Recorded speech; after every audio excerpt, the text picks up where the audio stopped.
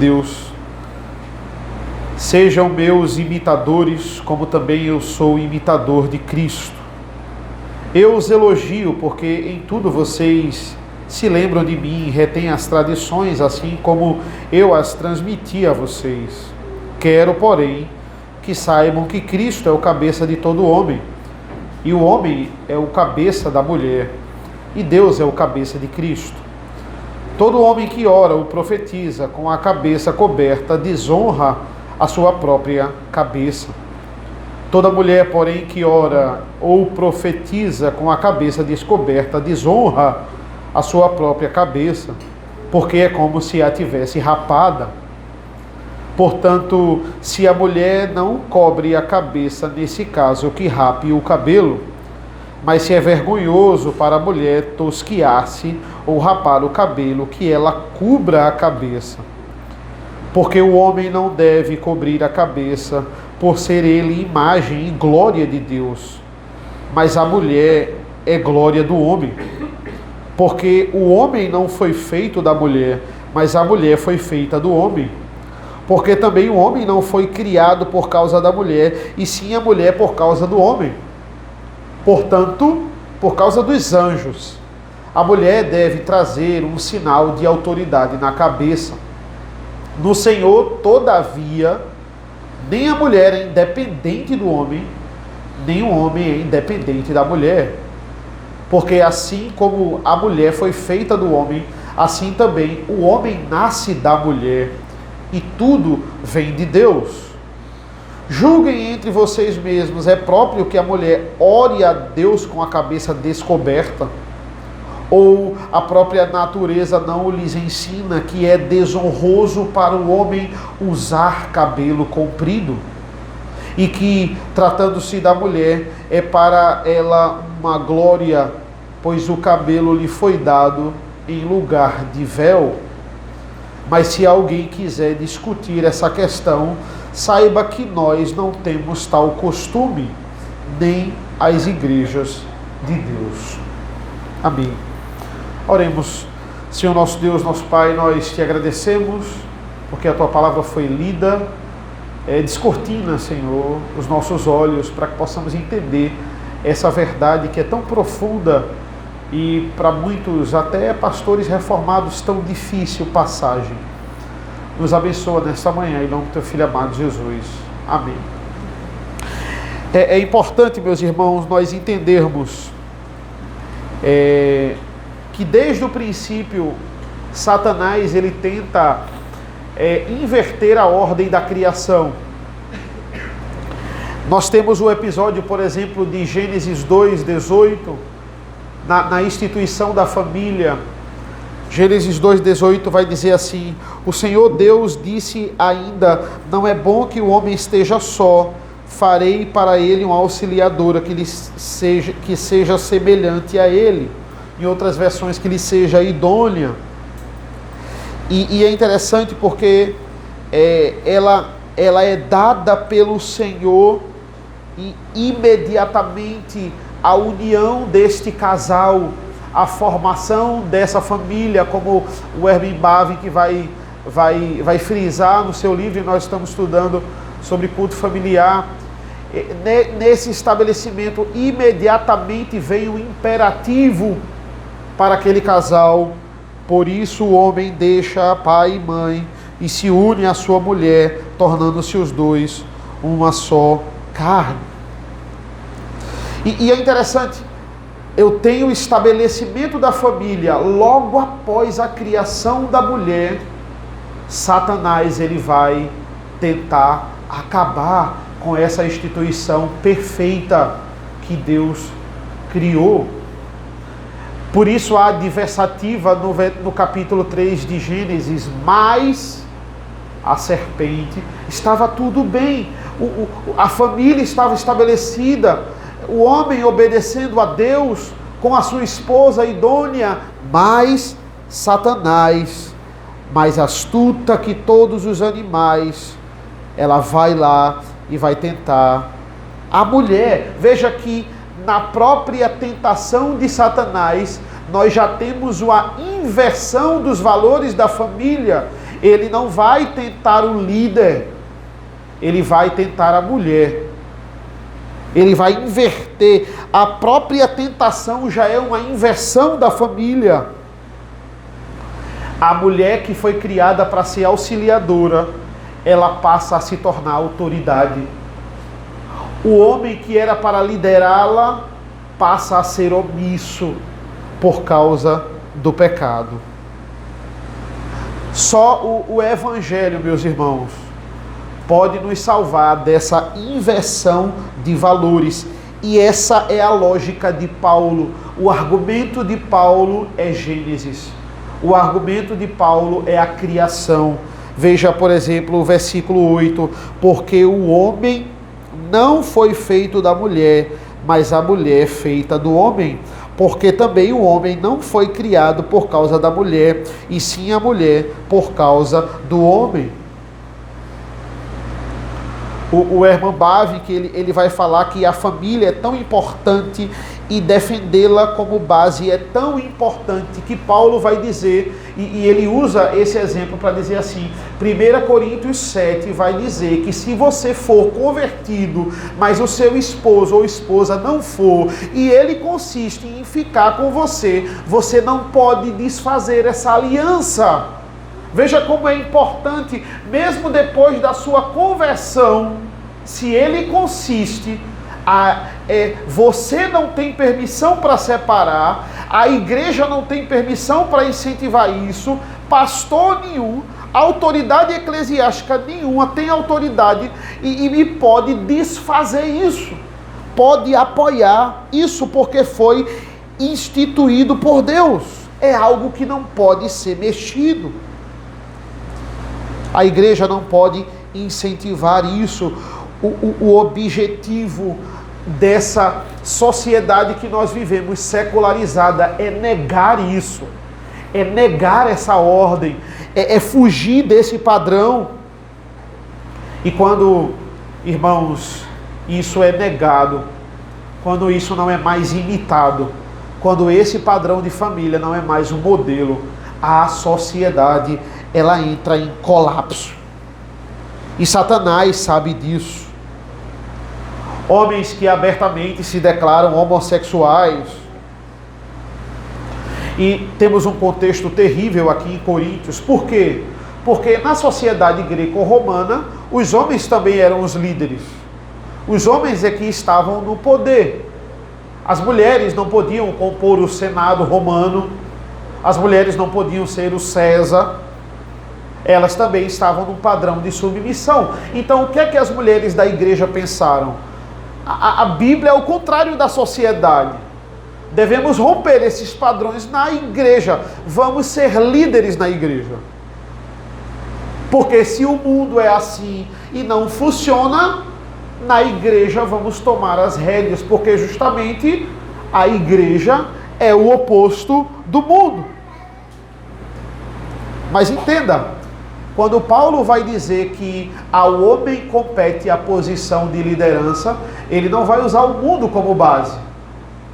Ele não vai usar o sistema greco-romano como base. Ele vai usar a Bíblia como base. Ele vai usar a criação. As mulheres na igreja de Corinto estavam querendo quebrar esses padrões machistas e opressores. Mas Paulo não usa o mundo como base.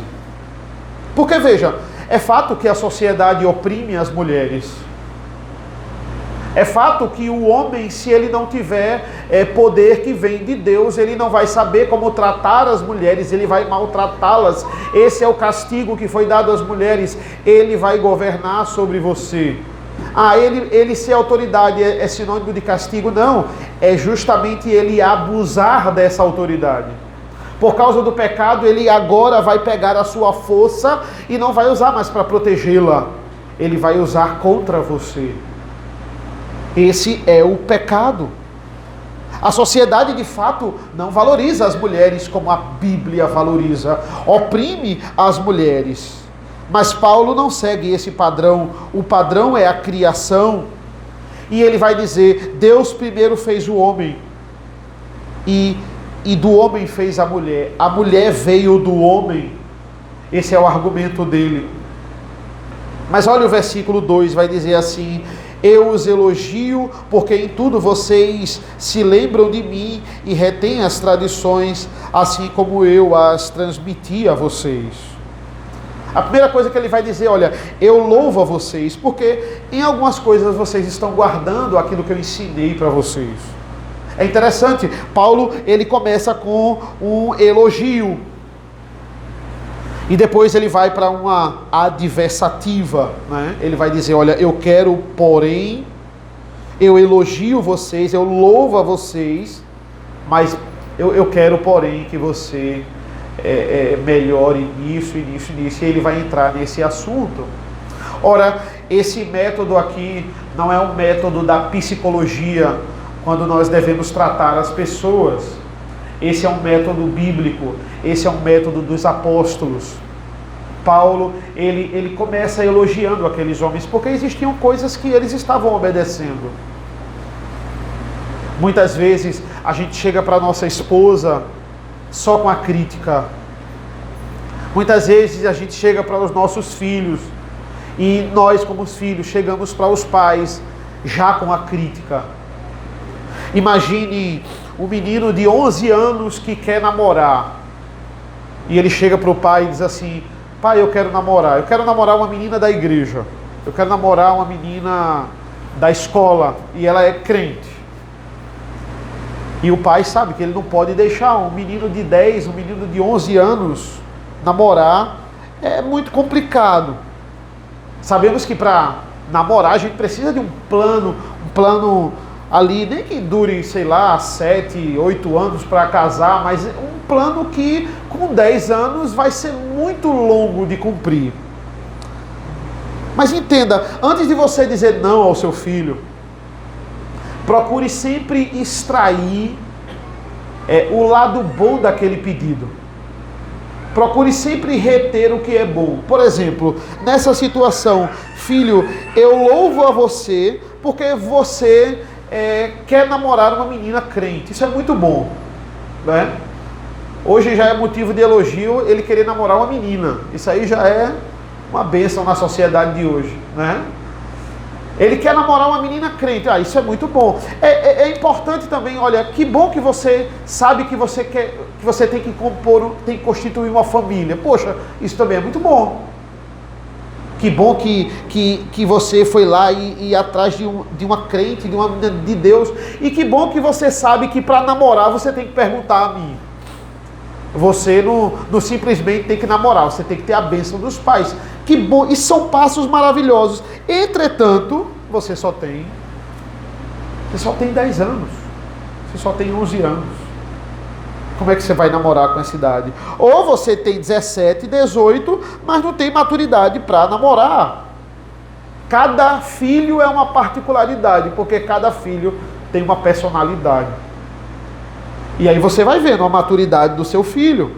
Um pai, uma mãe, um marido que só critica, ele só vê o lado negativo do seu cônjuge, dos seus filhos, ele vai desconstruir o lar. Sempre veja o que nós podemos tirar de bom com aquilo. Na hora de molestar a sua esposa, na hora de falar com o seu esposo, esse é um modelo que é fruto da doutrina bíblica. Paulo lá em Tessalonicenses, quando ele vai falar de trabalho, antes dele criticar os irmãos, olha, se você não quer trabalhar, que você não coma, ele vai dizer, deixo-vos um exemplo. Deixo-vos um exemplo de trabalho. A vida dos apóstolos, como eles agiam, já era um completo testemunho daquilo que eles estavam pregando. Isso é crucial. E esses modelos, eles podem passar despercebidos, mas eles devem ser destacados, porque é assim que nós devemos também agir. Veja o versículo 3. Quero, porém, agora vem a crítica, que saibam que Cristo é o cabeça de todo homem, e o homem é o cabeça da mulher, e Deus é o cabeça de Cristo. No livro Família Cristã, do Herman Bavinck, ele vai dizer assim, é interessante isso, ele vai dizer assim, Deus imprimiu o sentido claro da Trindade na criação, quando ele cria o homem e a mulher, ele vai dizer assim, os dois serão uma só carne. E entenda, irmãos, existe algo muito perigoso nisso. Você não pode comparar a relação da Trindade com relação marido e mulher. Você não pode comparar família com Trindade. Deus é o pai, o Espírito Santo é a esposa e o Filho é Jesus. Não. Eu só posso comparar a Trindade com o que a Bíblia compara a Trindade. Eu não posso sair da Escritura, certo? Então, existem, veja, por mais que a gente não possa comparar, é claro que existem características da Trindade na família, porque quem criou a família foi a Trindade. Então, existem algumas características que refletem na família, mas eu só posso falar das características que a Bíblia fala. Eu não posso estar conjecturando, certo? Como o Bavinck vai dizer. Ele vai dizer, olha, essa ideia de você ser um, de você se tornar um, é uma ideia da Trindade. Vocês serão uma só carne. Isso a gente pode comparar. A união é tão forte que eles se tornam um. Isso está impresso, né? Essa característica da Trindade, ela está impressa na criação. Irmãos, uma coisa que a gente tem que entender, antes de adentrar no problema aqui do contexto, é que quando a gente luta, né, contra a família, né, quando as pessoas lutam contra o sistema familiar, nós não estamos lutando contra o conservadorismo. Nós não estamos lutando contra a direita, lutando contra o capitalismo, que não tem nada a ver com isso, mas como as pessoas dizem, nós estamos lutando contra a Bíblia, né? Nós estamos lutando contra a criação, o padrão que Deus nos deixou. Eles lutam contra o Deus que se revela na própria criação. Tem uma informação intrigante no versículo 3, que ele diz assim, que Deus é o cabeça de Cristo. Ele fala de três relações aqui, né? Ele fala entre Cristo e Deus, ele fala entre o homem e a mulher, versículo 3, e ele fala entre o homem e Cristo. São três relações aqui. E é importante, né, a gente estabelecer os limites para comparar. Por exemplo, quando a gente vai lá para Miqueias 5, ele vai dizer uma profecia sobre Jesus e uma característica aqui sobre o Filho. Miqueias 5:2 vai dizer assim: e você, Belém Efrata, que é pequena demais para figurar como um grupo de milhares de Judá, de você me sairá aquele que há de reinar em Israel e cujas origens são desde os tempos antigos, desde os dias da eternidade. Ele fala que o Cristo, o Messias, as suas origens são desde os tempos antigos, desde os dias da eternidade. Essa é a relação direta com Cristo. Ele está falando da eternidade de Cristo. E Paulo vai comparar diretamente essa relação Cristo e Deus. Miqueias vai dizer, ele é eternamente gerado. É interessante isso. Não é o que Cristo tem não é uma subordinação ontológica. Como assim? Não é que Cristo tem uma vontade e o Pai tem outra. Aí essa vontade é igual, eles têm a mesma vontade, mas um tem uma vontade e o outro tem outra. Não, os dois têm uma vontade apenas, porque eles são um. É apenas uma vontade, não é que os dois têm a mesma vontade, duas vontades que são iguais, não, é uma apenas. Eles estão unidos nesse nível. Quando o Filho encarna no papel de mediador, essa agora é uma humilhação, e dentro dessa humilhação, ele declara se submeter à vontade do Pai. Mas não é como se Jesus tivesse uma opinião e Deus tivesse outra, e aí no final Jesus cede para Deus. Não. Eles têm uma verdade apenas, uma decisão, um decreto, está tudo conectado ali. Nós não podemos comparar. Não, olha, você é o pai, o marido e você é Deus. Mas a sua esposa, que é o Espírito Santo, tem outra vontade. E aí ela se submete à vontade, ela discorda, mas ela obedece. Não podemos comparar dessa forma.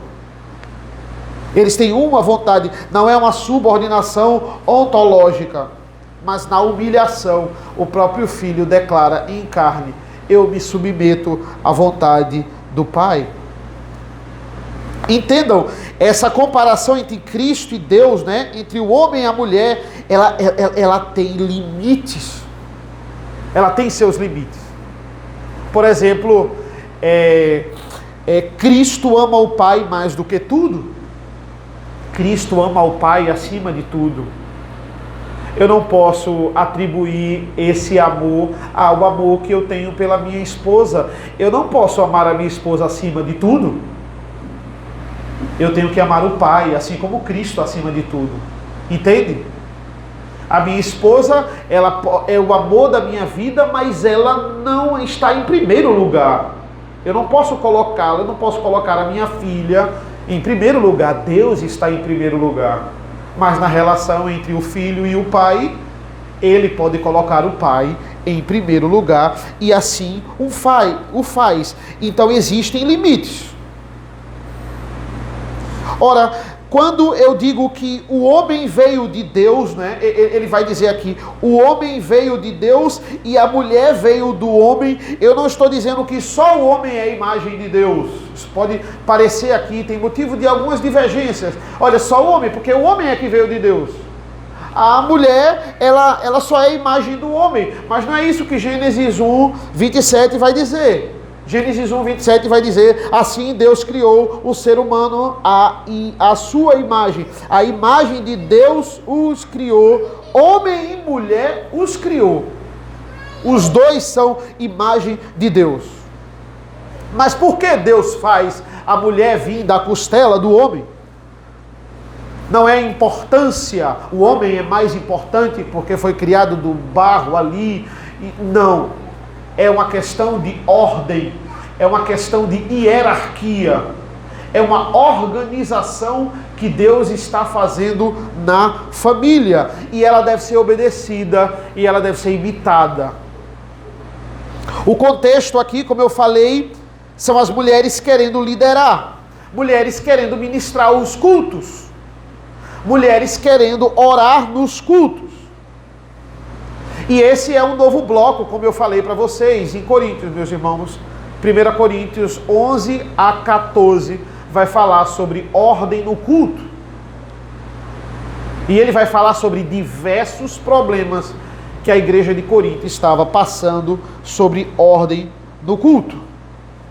Ele vai falar que esses problemas estavam atrapalhando a verdadeira adoração. E o primeiro problema aqui é justamente esse: liderança feminina no meio da igreja de Corinto.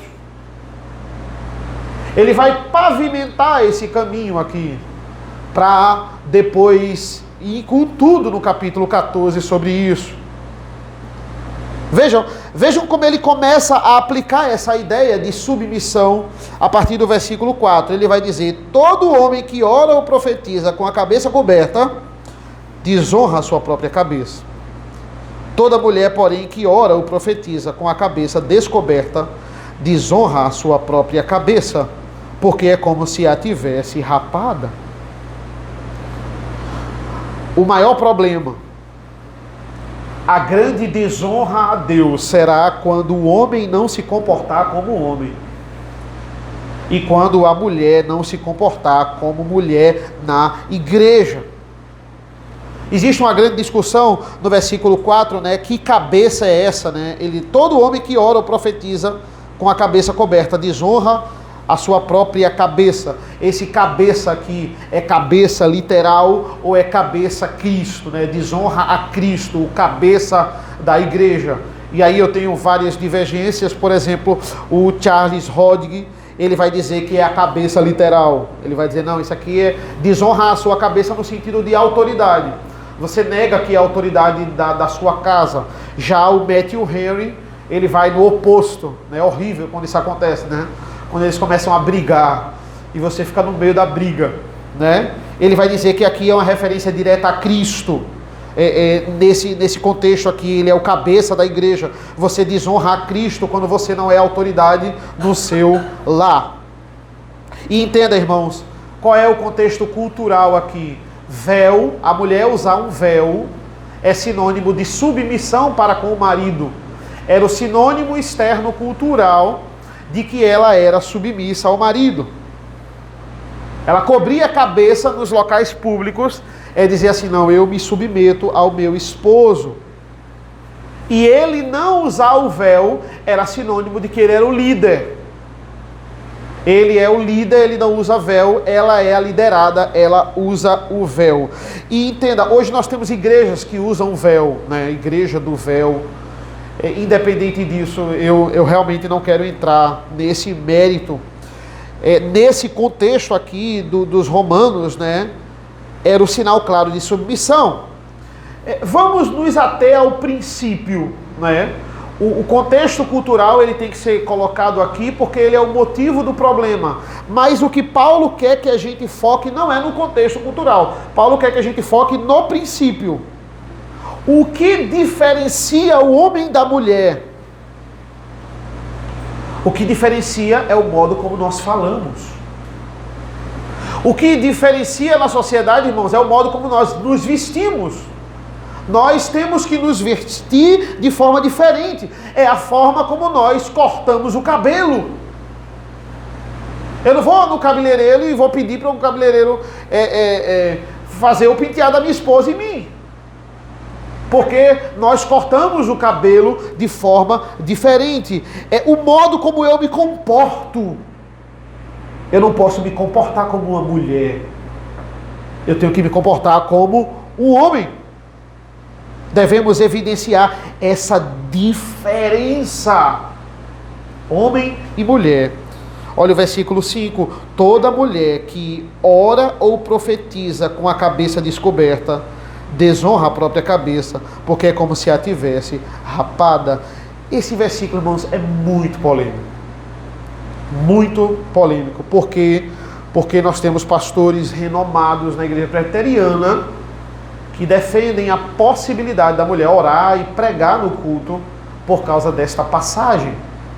1 Coríntios 11 já foi motivo de debate no Supremo Concílio, certo? E de fato muitas divergências. Primeira coisa, ele vai dizer aqui que quando a mulher não usa o véu, nesse contexto ela desonra a sua cabeça, né? Aqui Matthew Henry ele acredita que é uma referência ao seu marido. Olha, ela desonra ao esposo, enquanto cabeça no versículo 4 ele acredita que seja Cristo, cabeça no versículo 5 ele acredita que seja o marido. Então, ela desonra o homem que é para ser a autoridade no seu lar. E ele faz uma analogia, né? A cabeça aqui, ele vai dizer, olha, a cabeça da mulher, os cabelos longos dela, é um adorno para ela. Faz parte da sua beleza ela deixar os cabelos longos, digamos assim. Por exemplo, o que ele diz no versículo 15. Olha o versículo 15. E que tratando-se da mulher, é para ela uma glória, pois o cabelo lhe foi dado em lugar de véu. Né? É como se ele dissesse assim, os cabelos longos de uma mulher é uma honra para a sua cabeça. Mas ao mesmo tempo ele faz uma referência ao marido aqui como cabeça da mulher.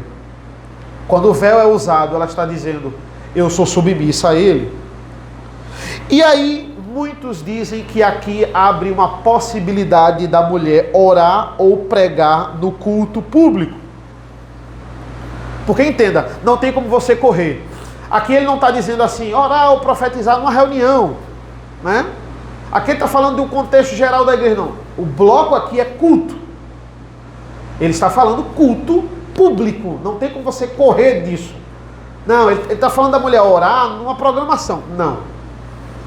E vamos lá. Versículo 5. Toda mulher, porém, que ora ou profetiza com a cabeça descoberta, desonra a sua própria cabeça, porque é como se tivesse rapada. O que é que muitos dizem? Olha, se a mulher estiver submissa com o véu, ela pode orar ou pregar no culto.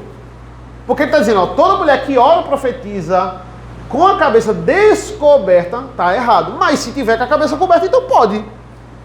É isso que ele está dizendo. Muitos delegam, Paulo está abrindo a possibilidade aqui da mulher, ela orar, ela talvez pregar, como já existiu na nossa igreja um documento que diz, olha, se não tiver nenhuma liderança na igreja, se não tiver ninguém, nenhuma liderança masculina, se só tiver uma mulher, ela pode dirigir o culto.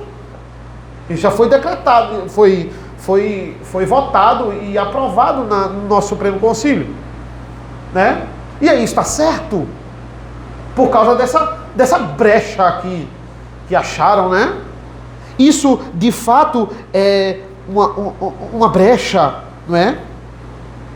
E entenda, irmãos, vamos lá, o que é que ele está dizendo aqui? O que é que ele está querendo falar aqui? Aqui é o seguinte, ela está errando em orar e profetizar, mas a sua situação é muito pior quando ela faz isso, quando ela está errando nesse nível e ainda faz isso com a cabeça descoberta.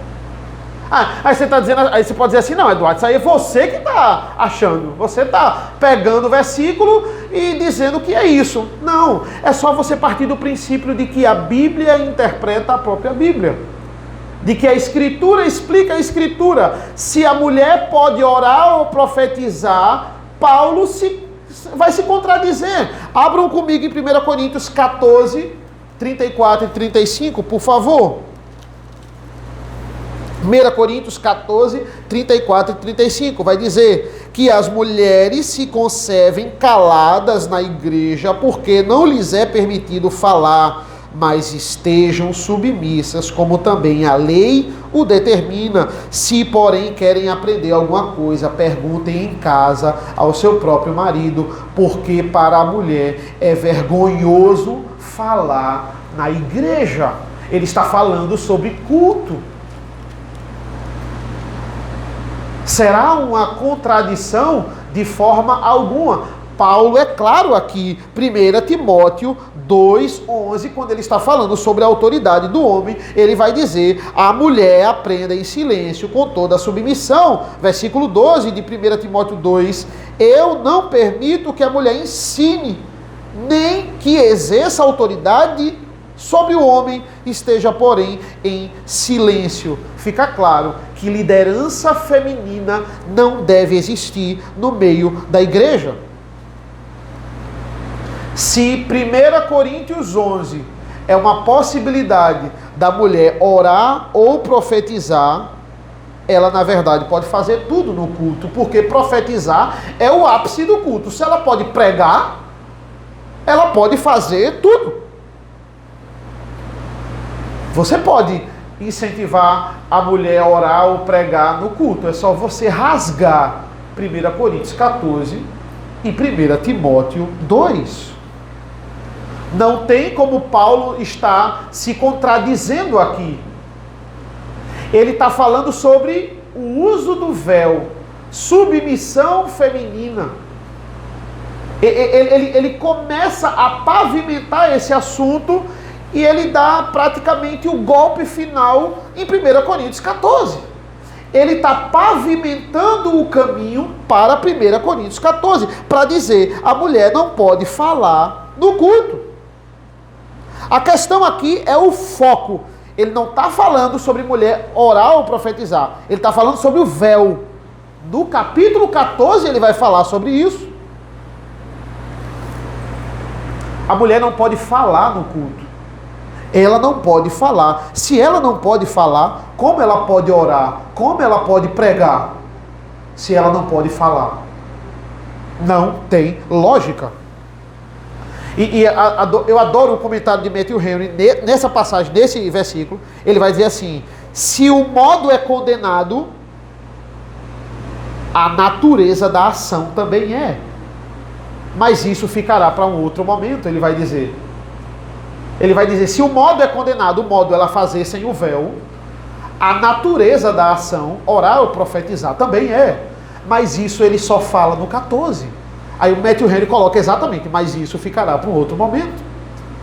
Ele vai fundamentar isso no 14. Porque essa natureza ela é condenada explicitamente no capítulo 14. Ou seja, entenda, quando eu falo isso, irmãos, eu falo com respeito. Eu não estou desdenhando aqui daqueles que discordam disso. Por quê? Porque, como eu falei, nós temos pastores muito renomados dentro da igreja presbiteriana que eles afirmam, né, que 1 Coríntios 11 abre de fato essa possibilidade, certo? Como pregador, não é fácil pregar 1 Coríntios 11, principalmente, veja, vai ser ao longo dos anos, vai ser cada vez mais difícil pregar 1 Coríntios, por causa de fato de uma perseguição, certo? Você colocar um vídeo desse e ele viralizar, não daria bom para mim não, entendeu? Por quê? Porque é um assunto muito delicado, certo? Mas assim, eu não posso pensar no meu bem-estar nessas horas, né? Eu não posso pensar também, se eu fosse pensar no bem-estar até da minha filha, um vídeo desse viralizar realmente é um grande problema. Mas eu tenho que lembrar do meu juramento. A gente estava essa semana, a gente aprovou o Vinícius e é interessante que toda vez que isso acontece eu lembro, né? A gente lembra do momento em que você também, que impuseram as suas mãos, né? As mãos de você, e você fez esse juramento de pregar a verdade. E como isso ao longo dos anos vai ser difícil, né? Você está pregando que a mulher não pode falar, que pastorado é contra a ordem da própria criação. Você está afrontando o nome de Deus quando você está como homem sentado e a mulher aqui na frente ensinando, tomando autoridade de homem, invertendo o padrão da criação no próprio culto ao Senhor. Pastorado é uma das maiores afrontas ao nome de Deus, pastorado feminino. É uma das maiores afrontas ao nome de Deus. Veja o versículo 6, aqui voltando para o capítulo 11. Portanto, se a mulher não cobre a cabeça, nesse caso, que rape o cabelo, mas se é vergonhoso para a mulher tosquiar-se ou rapar o cabelo, que ela cubra a cabeça. Se a mulher não quiser usar o véu, que raspe o cabelo. Veja, o véu é o símbolo externo da submissão. Elas deveriam usar. Entenda, hoje tem igrejas do véu, como eu falei, não é pecado a mulher usar o véu, não é pecado, né? Desde que o princípio de submissão ele seja mantido. Mas por que também não é pecado a mulher não usar? Porque não é um símbolo externo de submissão cultural a mulher usar véu para declarar que é submissa ao seu marido. A gente não tem esse problema. Você não precisa usar o véu para isso, assim como Romanos, certo? O que a gente deve focar aqui não é a forma, mas porque, como eu falei, não tem força cultural nos dias de hoje. Mas aqui é o princípio da submissão.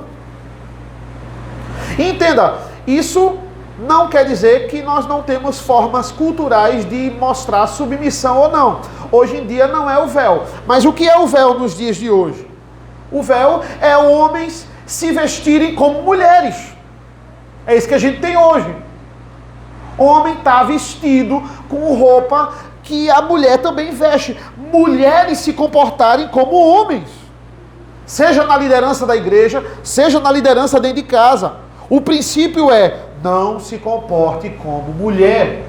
Mulheres, não se comportem como homens. Homens que estão usando roupas de mulher praticamente. Culturalmente.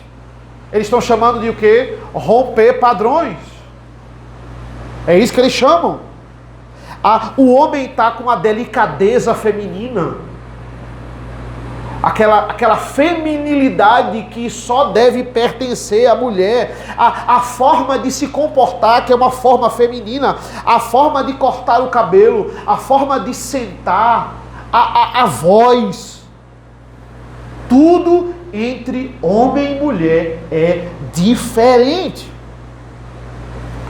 E ele está caminhando para o fundamento disso. Olha o versículo 7 e 8. Porque o homem não deve cobrir a cabeça, por ser ele imagem e glória de Deus, mas a mulher é glória do homem. Porque o homem não foi feito da mulher, mas a mulher foi feita do homem. Deus ele está estabelecendo, ele estabeleceu, e Paulo está lembrando a ordem. O homem veio do barro, Deus fez o homem. Ele é glória de Deus, mas ele não fez a mulher da mesma forma. Ele fez a mulher depois do homem, a partir do homem, da costela dele. E isso, ele quer dizer que, veja, ela é a glória do homem, e não tem a ver com importância, tem a ver com função, tem a ver com ordem que ele está estabelecendo. A base para isso é eterna, vem da criação, a base para isso também é histórica. É isso que Paulo está fundamentando.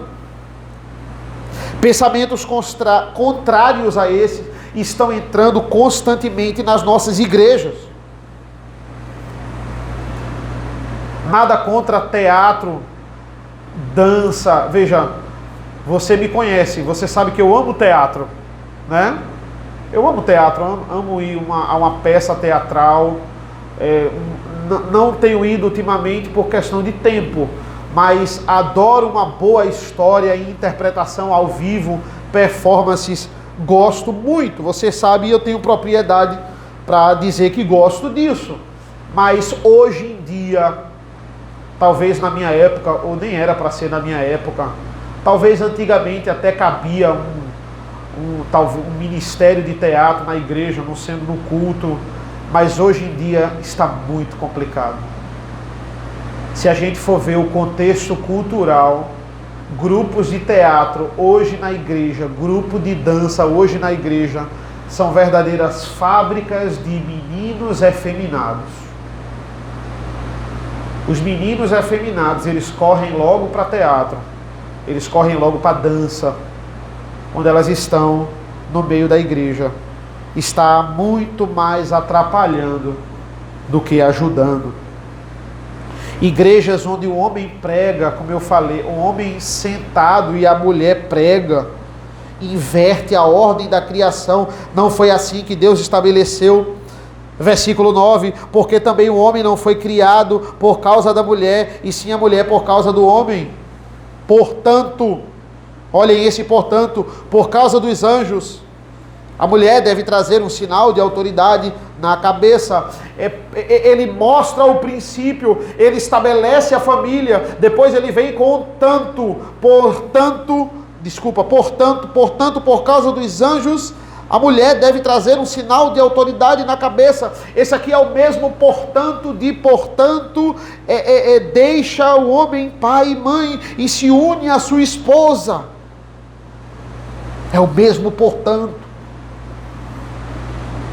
Essa é a implicação, e aí a gente veio esse polêmico por causa dos anjos, né?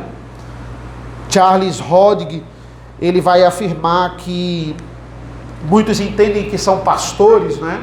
É o mesmo aqui contexto de Apocalipse, ao anjo da igreja do Senhor. Muitos entendem que esse anjo é o pastor da igreja, é o líder da igreja, mas Charles Hodge vai discordar. Ele diz que isso aqui vai remeter à ideia de tabernáculo, do santíssimo lugar. É como se o culto fosse o santíssimo lugar do Antigo Testamento. É o santíssimo lugar do Antigo Testamento. É o ápice do encontro com Deus, como no santíssimo lugar. E ele vai dizer que da mesma forma que anjos estavam no santíssimo lugar, anjos estão no culto ao Senhor. Anjos estão aqui adorando ao Senhor. Ele acredita ser anjos literais aqui. E por causa deles, como sinal de autoridade, eles estão aqui. Você também deve usar o véu. A marca cultural de submissão. Nesse caso, o homem, estava implícito aqui, o homem não pode usar. Matthew Henry, comentando, ele vai dizer que na época dele, sinônimo de autoridade era o homem com a cabeça raspada. Ele demonstrava mais respeito do que o homem de cabelo comprido. Na época dele, seus 1600, ele morre com 52 anos, ele morre no início de 1714. Ele disse, nessa época, ele disse, esse é um contexto. Ele vai dizer, no meu contexto é totalmente diferente. A autoridade é o homem de cabelo raspado. O homem de cabelo grande, ele não tinha tanto respeito assim, né? Então, é isso. Ele vai dizer, olha, a mulher glorifica a Deus no auxílio. E de forma nenhuma, irmãos, auxílio é sinônimo de humilhação. O texto não está exaltando aqui a cultura. O texto exalta o que não é cultural. E ele está exaltando o que é bíblico. A mulher tem que entender o lugar dela na igreja, o lugar dela no culto público. Ela não pode exercer a autoridade de homem. E de forma nenhuma isso é humilhação. E para que você mesmo não se engrandeça como homem e deixe o pecado aflorar, é por causa disso que vem os versículos 11 e 12. Ele vai dizer, olha, calma, você é a autoridade, mas não é só você que é importante para Deus. O próprio texto lhe inclina para isso. Olha o versículo 11. No Senhor, todavia, nem a mulher é independente do homem, nem o homem é independente da mulher. Porque assim como a mulher foi feita do homem, assim também o homem nasce da mulher. E tudo vem de Deus. Sem o homem, a mulher não existiria, porque veio da costela dele. Mas sem a mulher, não existe humanidade. Porque o filho é gerado e o filho nasce da mulher. O homem é o cabeça do lar, ele é o líder, mas ele não é a maior autoridade. Ele tem que prestar contas a Deus e as decisões dele dentro de casa, na igreja como autoridade, tem que ser guiadas pela palavra de Deus. Do contrário, ele precisa de repreensão, porque ele não governa e faz tudo o que ele quer e pronto. E tudo vem de Deus. Se tudo vem de Deus, versículo 12, nós temos que prestar contas de tudo a Deus. Versículos 13 e 14, julguem entre vocês mesmos, é próprio que a mulher ore a Deus com a cabeça descoberta? Ou a própria natureza não lhes ensina que é desonroso para o homem usar cabelo comprido? Não sou eu que estou falando, é a palavra de Deus. Você é quem Deus é, quem Deus diz que você é. Você não é quem você quer ser. Se Deus lhe fez homem, se vista como homem, se comporte como homem, haja como homem. Se Deus lhe fez mulher, você não pode mudar isso. Você é mulher. Você é o que Deus determina. Você é o que Ele criou. Se comporte, goste das coisas de homem, lidere como homem. Você não pode ser omisso, você não pode deixar a mulher liderar, você tem que tomar as rédeas da sua casa. Mulheres, se comportem como mulheres, sejam femininas como as mulheres devem ser, não passem a autoridade do marido. Mulheres, cuidado com a vestimenta. Cuidado com as fotos que são postadas nas redes sociais. Para os homens também isso serve. O mundo diz que coisa é antiga, que isso é uma coisa antiga, que isso é coisa do passado. Isso é antigo, isso é passado. Paulo está dizendo aqui, você não faz ideia do quanto é antigo. Esse é o argumento dele. Você não faz ideia de quanto isso é do passado. Na verdade, isso aqui, eu estou falando do 6º dia do mundo todo. É isso que Paulo está dizendo. É muito antigo. É o padrão da criação. É a ordem da criação. Tem que ser imitado e tem que ser obedecido. Versículo 15. E que tratando-se da mulher, é para ela uma glória, pois o cabelo lhe foi dado em lugar de véu. O cabelo comprido é o ornamento feminino, é a glória feminina, é o triunfo feminino. É como se ela estivesse colocando permanente um lindo véu, como ele está dizendo. É algo que foi dado para as mulheres. Portanto, homens, não imitem o que foi dado como ornamento feminino, para que vocês não sejam confundidos com uma mulher. Você não deve se parecer com uma mulher. O princípio é, vocês têm funções diferentes. Vocês foram feitos diferentes. Vocês propositalmente foram feitos diferentes para se completarem. É assim que é estabelecido. Versículo 16. Mas se alguém quiser discutir essa questão, saiba que nós não temos tal costume, nem nas igrejas de Deus. Paulo está mostrando que, além do argumento da criação, que já deveria ter acabado aqui, não é assim, você já encerra o debate com o argumento da criação, ele vai dizer, olha, mas nem nas outras igrejas isso está sendo feito. Essas ideias feministas estão entrando na igreja. Nós não temos esse costume. Esse é o padrão das igrejas do Senhor. E por que isso é importante?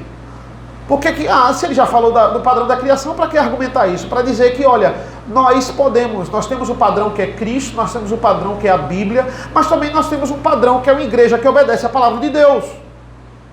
Não existe nada de errado em querer imitar uma igreja que você entende que obedece à palavra de Deus.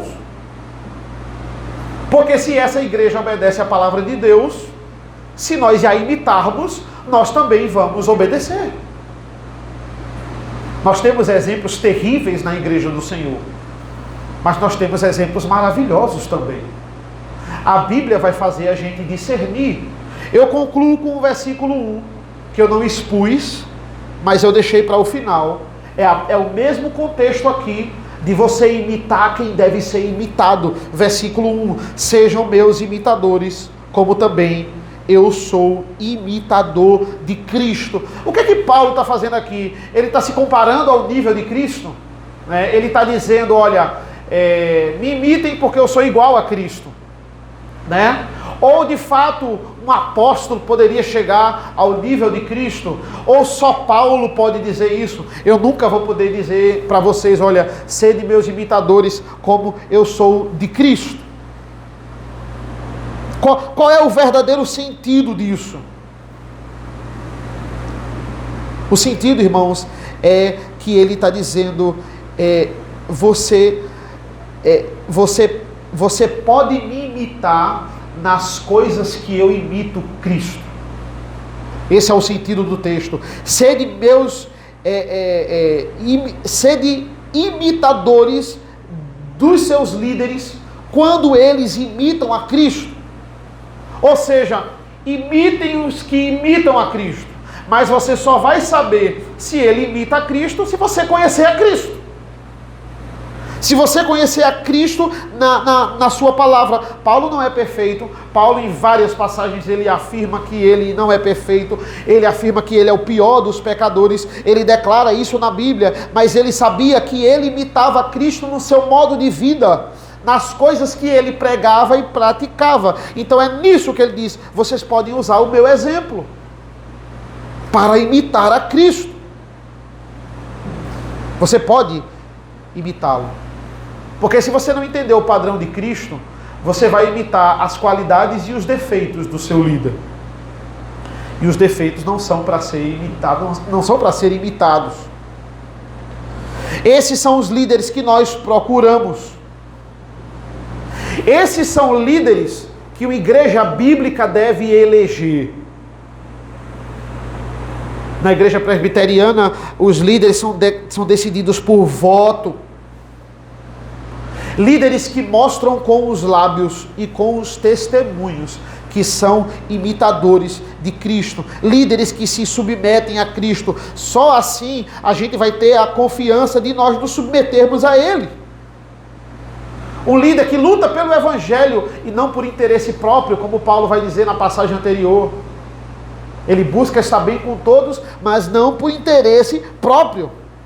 Líderes que não decidem, motivados por orgulho, Eles vão decidir uma disciplina, por exemplo, por causa de orgulho, porque está com o ego ferido, ou alguma causa pessoal, ou para se vingar da pessoa. Não.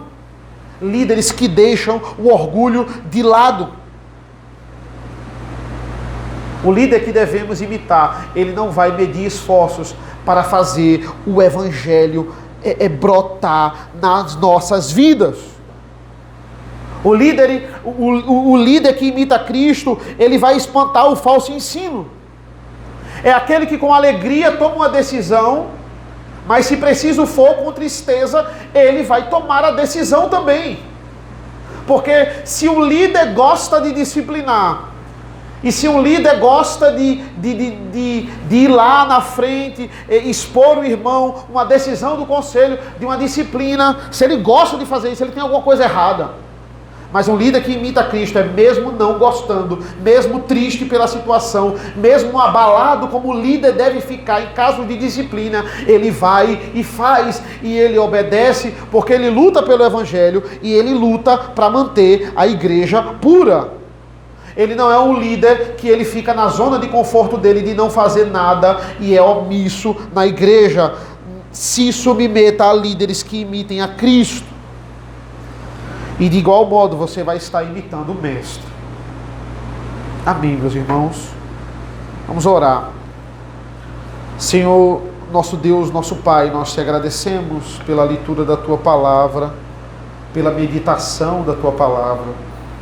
Obrigado, Senhor, porque o Senhor nos dá essa palavra que é difícil, mas que é tão necessária e, se bem esmiuçada, pode ser de grande relevância para a Tua igreja, útil como toda a Tua palavra é. Nos abençoa, Senhor, nos faz entendermos o Teu padrão desde a criação e faz essa igreja caminhar rumo à Tua perfeita obediência. É isso que nós pedimos e agradecemos em nome do Teu Filho amado Jesus. Amém. Vamos ficar de pé, irmãos.